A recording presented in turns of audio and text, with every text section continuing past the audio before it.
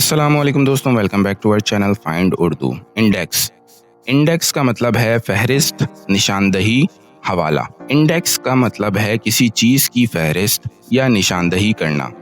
کتابوں میں انڈیکس ایک ایسی فہرست ہوتی ہے جو آپ کو معلومات ڈھونڈنے میں مدد کرتی ہے۔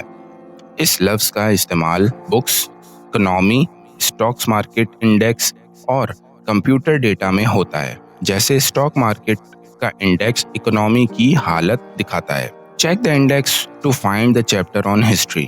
تاریخ کا باب ڈھونڈنے کے لیے فہرست دیکھیں۔ تو دوستوں، انڈیکس کا مطلب ہے فہرست یا کسی چیز کی نشاندہی۔ یہ بکس، مارکیٹس اور ڈیٹا سسٹم میں اکثر یوز ہوتا ہے۔